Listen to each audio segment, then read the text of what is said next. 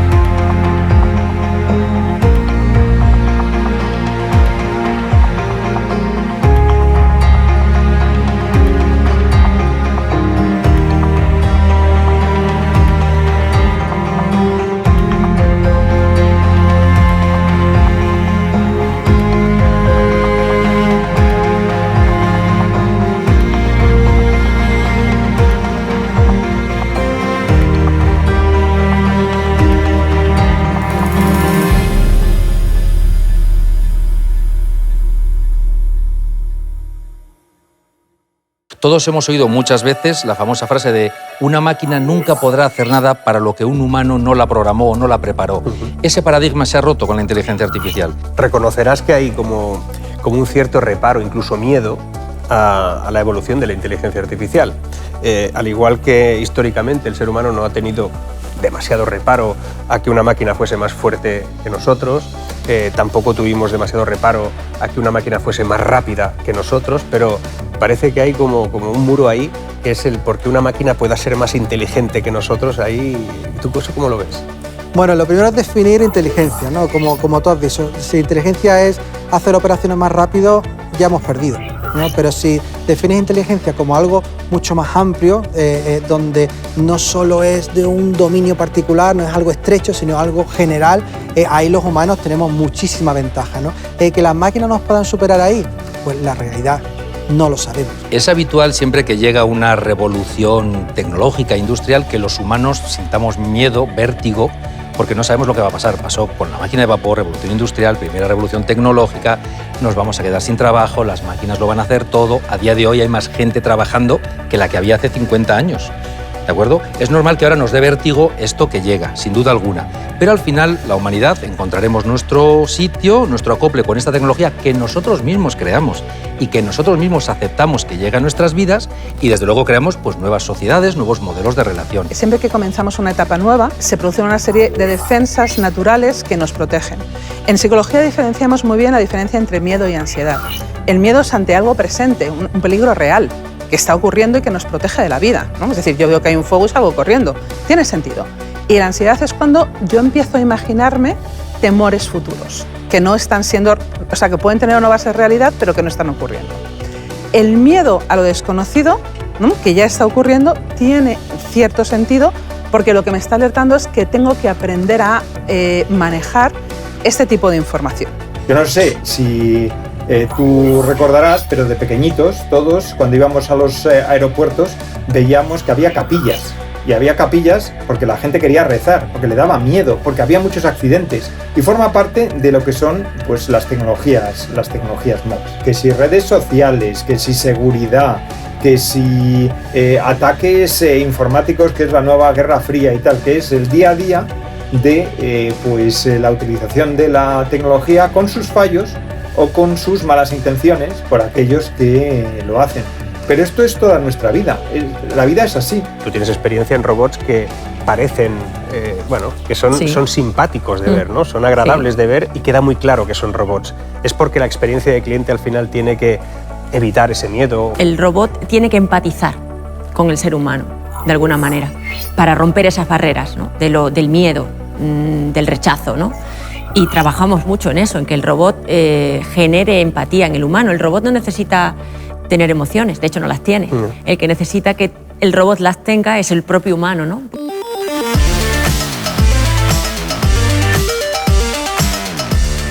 Lo que está por venir es más fascinante aún que lo que ya vivimos. Imaginemos máquinas que toman conciencia, humanos con capacidades aumentadas, el transhumanismo. Parece ciencia ficción, pero lo que hace unos años era imposible es hoy una realidad. ¿Qué mundo nos espera?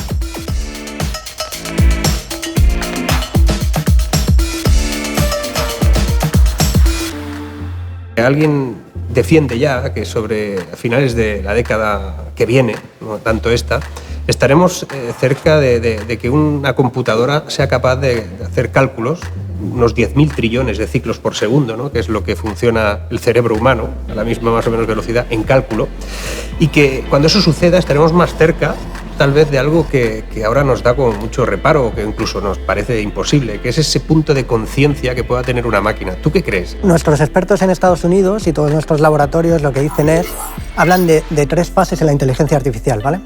Hablan de la inteligencia artificial estrecha, la amplia y la generalista. La inteligencia artificial estrecha es monotarea, es algo rápido, que se toma una decisión, un ejemplo, una foto y saber si es melanoma y tienes un problema, o todos los asistentes virtuales que estamos trabajando con las compañías, donde detrás hay una máquina que por lenguaje de procesamiento natural está Watson y te responde, ¿no? Es monotarea y responde, estamos en esa, ¿no?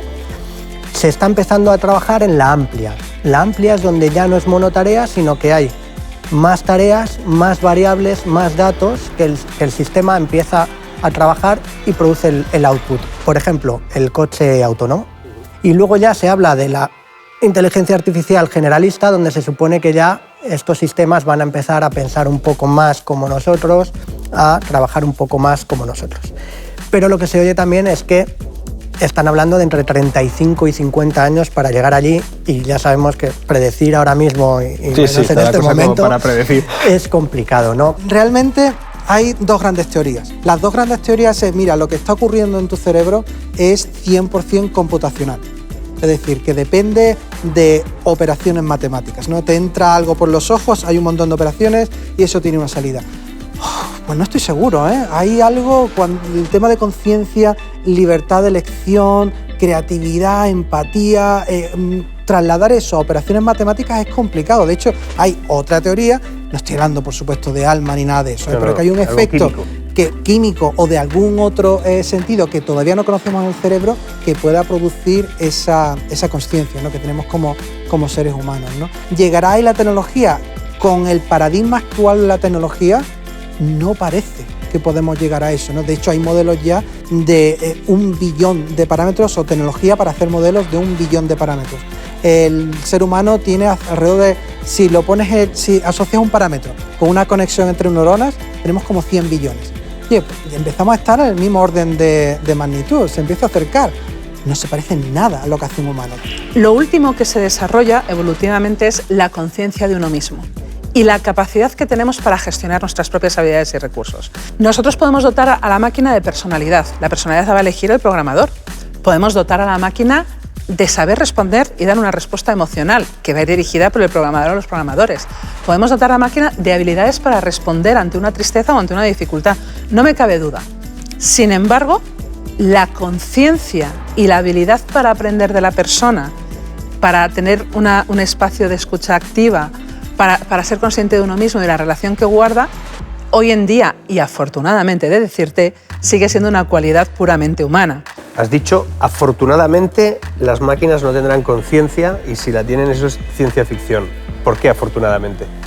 Yo, fíjate, puedo filosofar sobre eso, pero ya no te estaría hablando desde la psicología y desde la ciencia. ¿Pero tú crees que una máquina algún día se preguntará quién soy yo, quién me ha hecho para que existo? Yo creo que la pregunta no se la hará así, pero... Entonces no será conciencia del yo. No se la hará así, pero será factible que tenga conciencia de que puede reproducirse, de que puede reprogramarse. O sea, como nosotros entendemos la vida, no, pero algo sintético podría llegar a trabajar en un escenario parecido. Yo no digo que no vaya a existir la inteligencia artificial o lo que se llama inteligencia artificial. Lo que pasa es que no creo en los mitos que uno se crea también poniendo a la ciencia como única protagonista del hombre. Muchas veces se habla de que los robots van a decidir hacer otras cosas distintas a las que se les ha ordenado y tomarse, por ejemplo, pues, la justicia por su cuenta, ¿no? Para eso tendrían que tener la voluntad de dejar de hacer lo que estaban haciendo para hacer otra cosa. Y los robots no tienen voluntad. Estamos muy condicionados por nuestro imaginario, que viene muy definido por las películas, entre otras cosas, de ciencia ficción, de los robots que se toman la justicia por su cuenta, que nos aniquilan, que nos dominan, ¿no? Y bueno, estamos muy lejos de eso. El miedo a los robots no es tanto... yo creo que viene fundado sobre todo por el desconocimiento de lo que hay detrás. Eso es así. Yo creo que Isaac Asimov hizo mucho daño, ¿no? Con las leyes. Bueno, es una maravilla, ¿no? Isaac Asimov, pero tenemos una percepción ya en sus libros, o la de muchos, ¿no? Claro. En las películas, y al final tenemos la sensación de que el robot va inevitablemente hacia un humanoide parecido a nosotros, cuando lo más probable es que se parezca a eso que va pues como una escoba automatizada, ¿no? Creo que vamos más a robots concretos para hacer según qué cosas. De momento, sabemos que las máquinas no tienen conciencia de sí mismas. Y fíjate que he dicho por el momento. No tienen conciencia de sí misma. Hay algo precioso que es la película de Stanley Kubrick, 2001, Una odisea en el espacio, donde siempre que aparece el monolito, que es la gran interrogación de qué significaba el monolito en la película, es cuando de repente es da igual que sea un mono o da igual que sea un ordenador, toma conciencia de sí mismo, sabe que es él, y es por eso por lo que en un momento determinado el ordenador HAL le da miedo cuando le van a desconectar, y incluso le dice a uno de los protagonistas, dice, y soñaré. Inteligencia artificial es un intelecto, y entonces ahí aparece un tema que podríamos estar horas y seguramente no tendríamos respuestas. ¿Tú crees que alguna máquina algún día tendrá una conciencia del yo que no tiene hoy ningún animal? Vencer la resistencia al cambio es obligatorio para el ser humano. Es la única manera de avanzar. Superar el miedo es lo que nos hace crecer y nos impulsa hacia nuevos retos.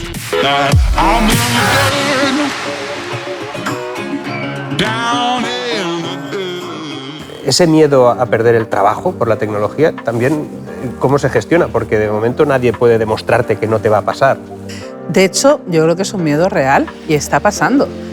Lo que pasa es que eso va en consonancia con la evolución de la sociedad. Si queremos mirarlo de una manera positiva, anteriormente había lavanderas, ¿no? Señoras que iban a las casas a lavar. Luego llegó la lavadora y la profesión de la lavandera desapareció, pero las personas no han dejado de trabajar en otras cosas. ¿Las nuevas situaciones traen cambios? Sí. ¿Cómo puedo enfocarlos? Mirando dónde está mi espacio, dónde yo me puedo readaptar, dónde yo me puedo reubicar. No conozco a ningún profesional que tenga un miedo real a perder su esencia. Lo que pasa es que su esencia va a cambiar. Ese es el cambio que nos espera. El caso de los cajeros automáticos en los bancos, ¿verdad? Muchísimo miedo en la profesión de que fuera a desaparecer.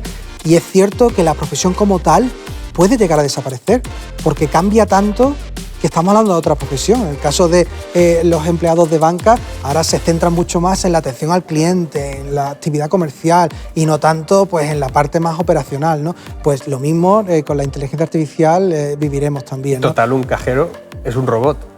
Técnicamente es un robot, o por lo menos así es como se entendía. Lo que pasa es que nunca hemos visto películas sobre cajeros automáticos asesinos y por eso pues, no los tenemos en esto. No que recuerde, pero alguna habrá. Alguna habrá.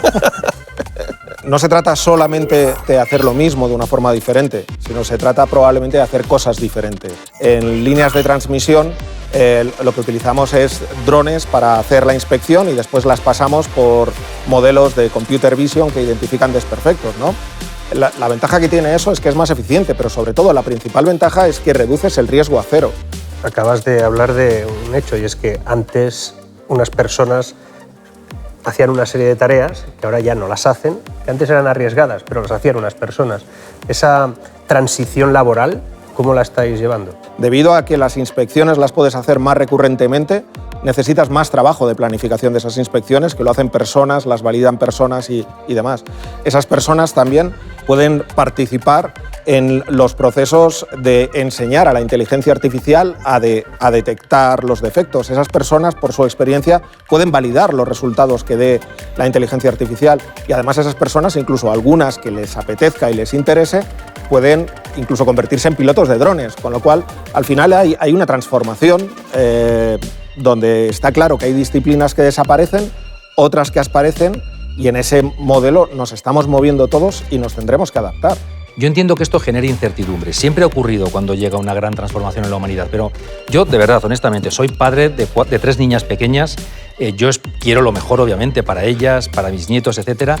Y yo, honestamente, pienso que el futuro que nos llega es mucho mejor que el que tenemos ahora y que el que hay en el pasado, porque creo que lograremos cosas para la humanidad que hasta ahora eran impensables, cosas buenas. Desconozco el motivo por el cual al debatir de estas cosas solo nos ponemos en lo negativo, pero sin duda alguna la democratización de la tecnología que permitirá una sociedad mundial mucho más justa y mucho más cómoda será sin duda el escenario que dibujamos.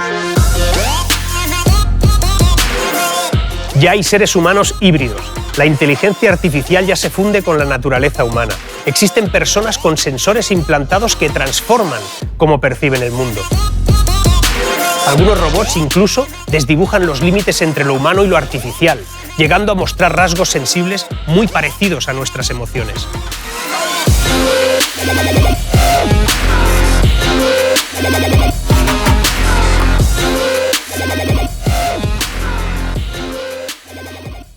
Y en el ámbito médico, en el que tú trabajas, detecto y sabemos, ¿no?, que cada vez hay más implantes, formulaciones de tipo exoesquelético, que al final nos da casi una visión transhumana, ¿no?, de nuestra existencia, de que vamos hacia un lugar donde la tecnología casi nos va a evolucionar como especie. ¿Esto tú cómo lo ves?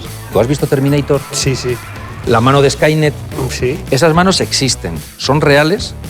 Invito a cualquiera a entrar en YouTube y buscar brazo biónico y veréis muchas personas que ya tienen implantes y veréis cómo tiene un miembro amputado, un pequeño elemento metálico y después son capaces de ponerse y quitarse con toda facilidad un brazo, una pierna, lo que fuere.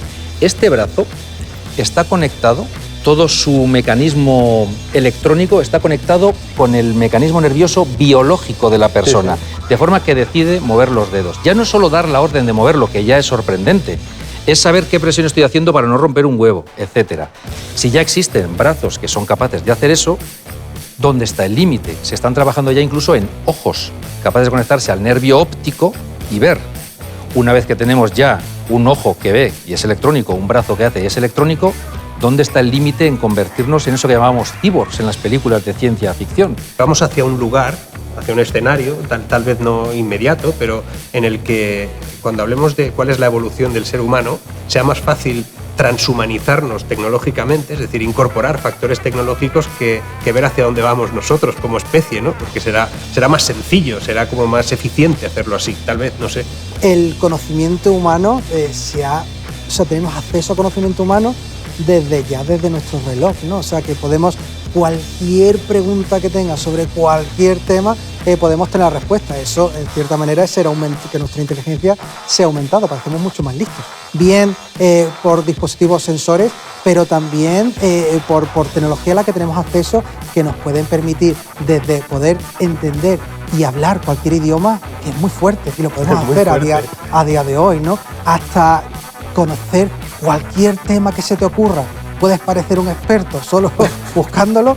El siguiente paso, ¿cuál es? El siguiente paso no es solo parecerlo, es serlo. Es decir, Exacto. Es que la inteligencia artificial nos ayude a razonar encima de todo ese conocimiento al que tenemos acceso a día de hoy. Pero el debate está en, yo no tengo ninguna discapacidad, pero opto por incorporar algo que aumente mis capacidades y por eso hablaba de humanidad aumentada, ¿no? Entonces, esa ética, ese debate, al final también va a ser un análisis psicológico de cada uno de nosotros. Fíjate, yo creo que el uso de habilidades extraordinarias ha sido algo que se ha buscado siempre. La primera habilidad extraordinaria que buscamos fue cuando el hombre deseó volar y no era capaz de volar, ¿no? Gracias a esta evolución, pues ahora mismo todos nos montamos en un avión y no nos lo pensamos, ¿no? Es algo que forma parte de la naturaleza humana.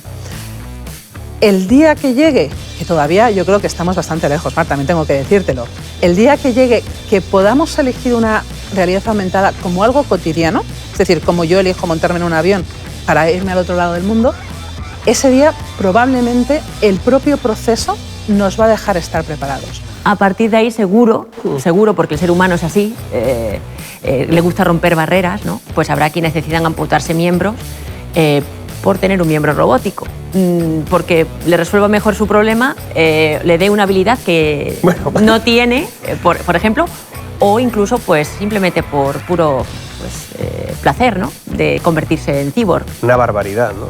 Que algún día alguien decida hacer lo que has comentado. Y luego va a haber una cuestión que yo creo que también es muy relevante y que tú has mencionado ya, que es la parte ética.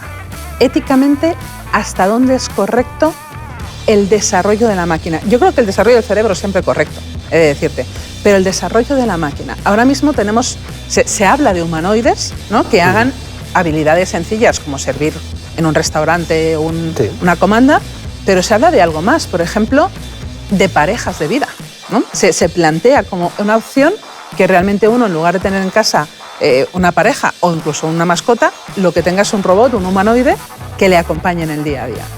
¿Esto es ético o no es ético? Yo creo que la ética... Práctico. La ética se plantea donde empiezan los vínculos emocionales, donde no diferenciamos al hombre de la máquina. ¿Qué pretendemos de una máquina? Aparte de que nos limpien la casa y este tipo de cosas, ¿no? Y nos liberen de operaciones tediosas y demás, pues que sea un compañero a veces, ¿no? Esto pasa, sucede, ¿no? Hay gente que se casa con hologramas ya. Esto es una realidad en Japón. Entonces, demandamos mucho de esas inteligencias, de la propia Siri, por ejemplo, ¿no? Que queremos conversar con ella y nos frustra que no nos entienda o que nos responda algo sobre lo que no hemos preguntado, ¿no? Y esto cada vez va a más. Demandamos eso, ¿no? Por tanto, estas inteligencias tienen que estar preparadas para ser nuestras compañeras. ¿Tú crees que hay gente que no diferencia bien la barrera entre algo que es artificial? De hecho, leía que el 35% de los hombres en Estados Unidos tienen fantasías con la voz de Siri. Yo sí que creo que hay una diferencia y que se percibe, ¿no? No creo que somos suficientemente inteligentes como para esto, ¿no? Pero creo que eso no es un freno para que haya personas que se enamoren incluso de una voz o de una inteligencia artificial o de un holograma. Y no lo veo mal, ¿eh? Mi opinión es que yo no lo veo mal. La fusión de la fantasía y la realidad siempre ha estado en nuestra cultura. Ha cambiado la forma, han cambiado de los cuentos, de la historia hablada, de los libros. Ocurre lo mismo con el cine y con las películas, ¿no? Uno de repente se enamora de un actor o de un personaje y puede soñar con el actor y con el personaje, pero está dentro de esa diferencia de realidad y fantasía. Ese es el límite en que tenemos que ser capaces de mantener. Pero, ¿qué pasaría si en un puerto alguien pudiera conectarse cerebralmente a grúas, a todos esos astilleros para hacer cosas que por muchos hombres que pusieras y mujeres que pusieras allí no lo ibas a lograr? Bueno, ya se han dado pasos, ¿no? Existen lo que son las interfaces cerebrales, ¿no? que nos permiten medir esa intención y convertirla en una acción. También con inteligencia artificial, aunque en otra naturaleza, podemos detectar con tecnología eye tracking, el seguimiento de nuestros ojos, qué queremos elegir. Y una persona que está impedida y no puede hablar, sí, a través de mirar una pantalla podemos comunicarnos con él. Podemos, por impulsos cerebrales, también poder comunicarnos con las máquinas. Es decir, el interfaz hombre-máquina, gracias a esta tecnología, nos da por delante un recorrido inmenso. Esa misma intención que he medido la puedo traducir en el movimiento del exoesqueleto o en el movimiento de una grúa en una obra que esté no sé dónde, ¿no? Es decir, o por ejemplo, el movimiento ocular, ¿no? Yo miro a una pantalla y perfectamente puedo hacer un tracking de mi iris y, por ejemplo, con esto puedo escribir, teclear letras en una pantalla que puedo traducir en un mensaje que sea pues mover esa grúa, ¿no? Es decir, hay muchos avances en cuanto a interfaces y nosotros somos la primera parte de esa interfaz, ¿no?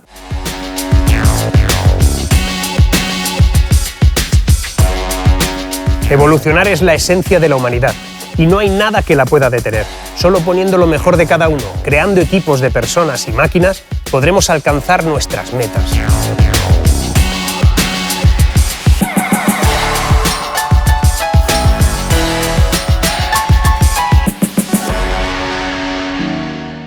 ¿Algún día nos podremos descargar la memoria o cargarnos un idioma? Pues mira, de esto habló un libro, el último libro de Rosa Montero, que me gusta mucho esa idea, ¿no? El pensar en la posibilidad de que vamos a morir y vamos a extraernos nuestras experiencias, ¿no? Nuestro chip cerebral, y lo vamos a implantar en otra máquina que vivirá a continuación, ¿no? Y nos permitirá aprovechar experiencias pasadas y seguir viviendo, ¿no? Yo esto lo veo totalmente de ciencia ficción. Ahora mismo no tengo ninguna pista de que eso lo podamos hacer ni en 5 generaciones. Veo más factible hoy por hoy el que conectemos con una interfaz mucho más, si quieres, más amigable, sin tanto cable y más rápida, con una parte de una memoria, con un almacén de datos que nos chive de alguna forma esa información que estamos buscando, ¿no?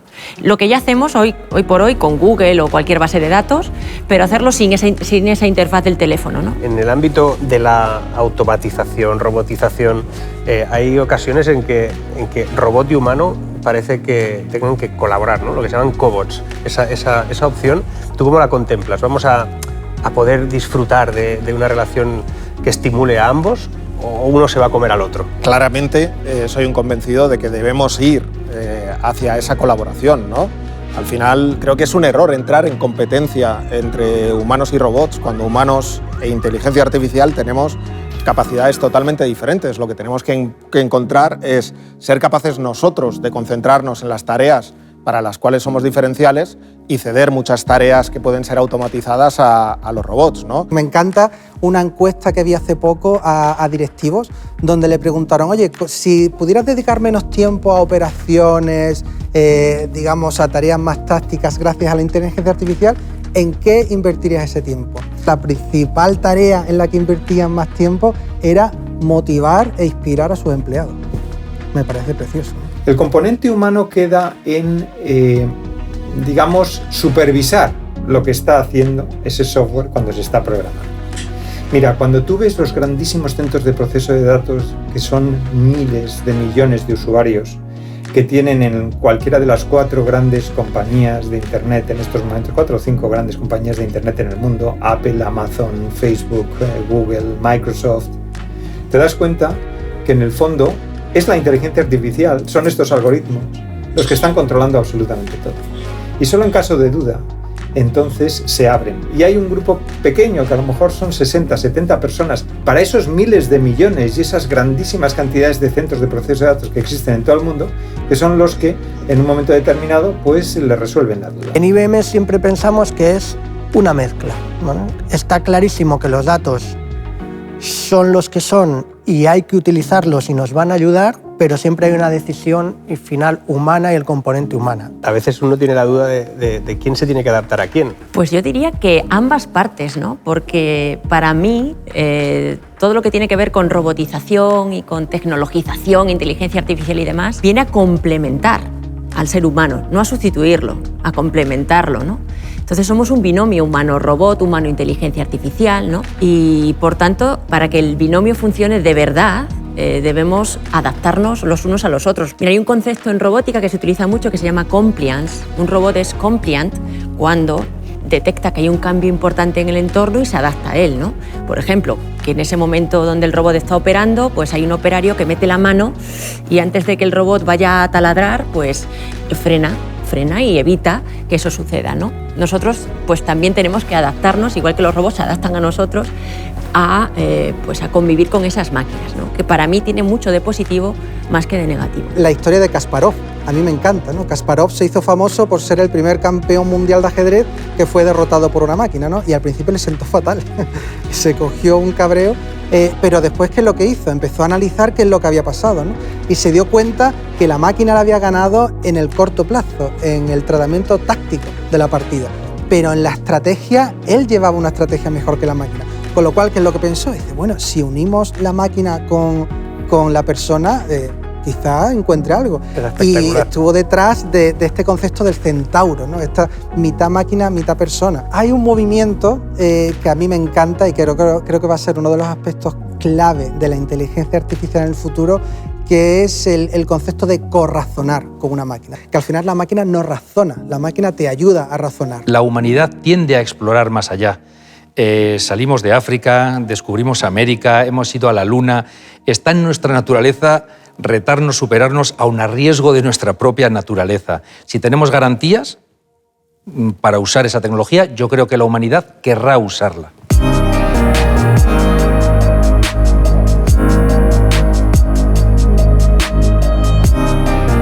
El universo de posibilidades es infinito y no hay combinación más potente que la de personas y máquinas trabajando juntas por un fin común. No perdemos nada por descubrir nuevos mundos, solo podemos ganar. Y las generaciones futuras no van a esperar. El Big Data y la inteligencia artificial nos dan luz allí donde lo necesitamos. Los límites los marcamos nosotros. Este es el momento.